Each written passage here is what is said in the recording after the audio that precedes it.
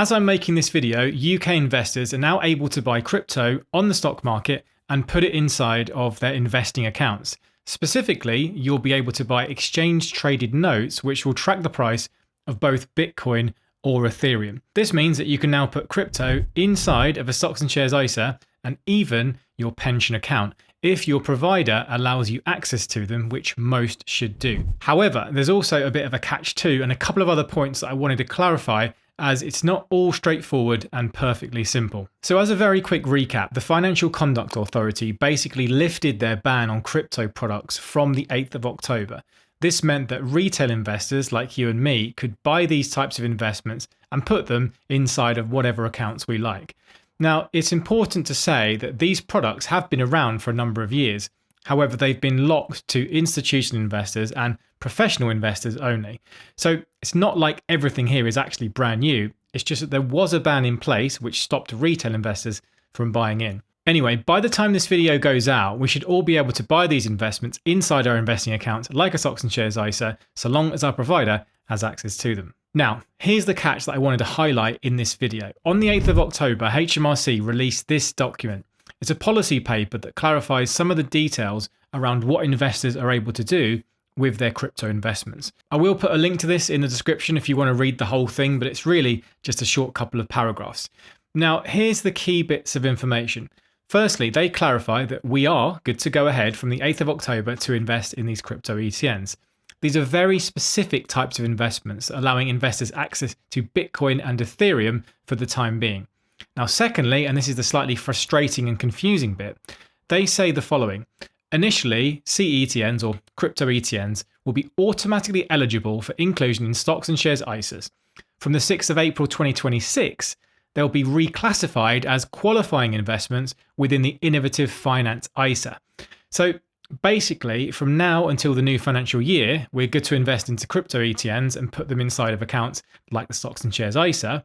However, as soon as April 6, 2026 rolls around, we won't be able to make any new purchases unless we have and use the Innovative Finance ISA, which is another type of account that very few people use, let alone even know anything about. For clarity, my understanding is that this doesn't mean that if you invest today in a Bitcoin ETN, it will have to be moved or sold in the new financial year. It would just mean that you couldn't buy more of it or buy it as a new investor.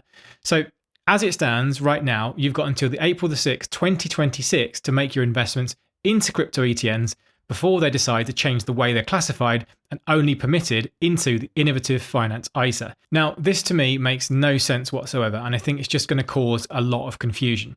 They say they want to support the growing cryptocurrency sector and protect investors, but this just makes things look really uncertain. And I think it's a very odd move to suggest that the crypto ETN should be inside an Innovative Finance ISA. Now, this type of account is not offered by many providers. It's hardly used at all by investors, and I just don't see where or why a crypto product fits in here. Now, on a positive note, this still leaves us with plenty of time to invest in a crypto product if we want to. And there is a point here saying that this is always under review. Now, I read this as we have no idea what we're going to do. It's up to the government to figure it out and give us some proper clarification. So in the meantime, we're going to be really cautious. I'll be very interested in what you think about this as well. I wonder if this will change what you're planning to do. Will you be investing today, or does this put you off if you think the goalposts can just change at any point? Maybe in the upcoming autumn budget, Rachel Reeves will clarify this and change things up, but who knows? Now, there's a second clarification point that I wanted to make as a follow-up from my previous video. Now, in my last video, I explained what an exchange-traded note was and how it would be different from something like an ETF, which many of you watching are more familiar with when it comes to investing your hard-earned money. These crypto investments that are going to be traded from now are technically exchange-traded notes. Now, the key difference of an ETN generally is it doesn't own the assets that it's allowing you to invest in. The clue is in the name, as it's basically an exchange-traded note, i.e. paper. This typically comes with more risk, as the investor might have to worry about the issuer going bust. However, the good news here is that for UK investors is that these crypto ETNs are going to be physically backed by the asset they're allowing you to track. Now, this is a really important thing to highlight. And in my last video, I did add a comment that I would follow this up. And this is not typical for a standard ETN, which could be tracking any kind of index or commodity. So for crypto ETNs that will be listed on the London Stock Exchange, they can only go ahead and trade if they are 100% physically backed by the crypto they're tracking. For now, this will mean that any Bitcoin ETN or Ethereum ETN will have to be backed up 100% by the currency itself. Also, as a further requirement, which you can read for yourself on this crypto ETN admission fact sheet from the London Stock Exchange, providers must have the crypto held in cold storage too.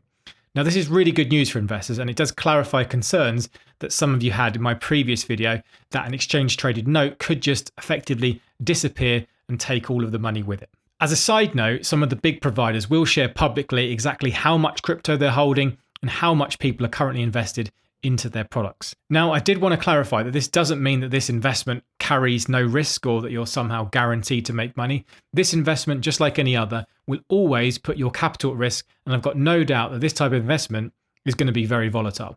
So I know I say this quite a lot, but remember, I'm not your financial advisor, neither am I qualified in any way to give financial advice. I'm just sharing my own thoughts, opinions, and also publicly available information.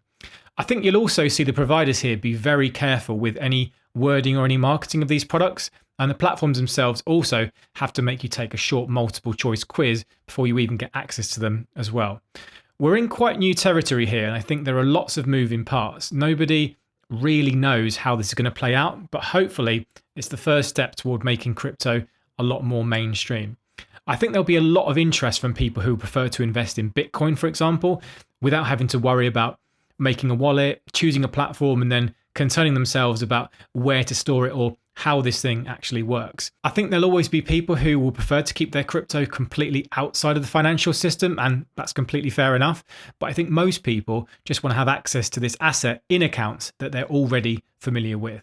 Now, I'll definitely be really interested to see just how popular these things are, as I think the latest stats show that something like 1 in 4 people in the UK own Bitcoin or other cryptocurrency at the moment, which is way more people than those that have a stocks and shares ISA. Also, I think the biggest selling point for me is being able to invest inside an ISA or a pension, as any potential growth is tax-free. And with an ISA especially, you've got nothing to worry about at all in terms of taxes when you want to sell, whether that's a year from now or 10 years from now. For a lot of people, I think that tax-free element will be a huge driver to invest and potentially sell some of their existing holdings on other platforms to rebuy them again using an ETN.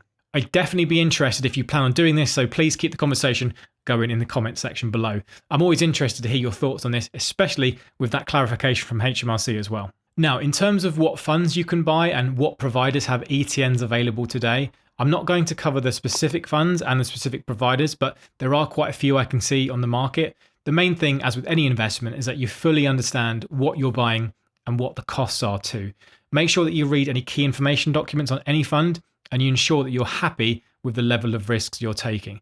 Now, on a positive note, there are some options out there with very low fees I think I'm personally going to invest a little bit of my own money in.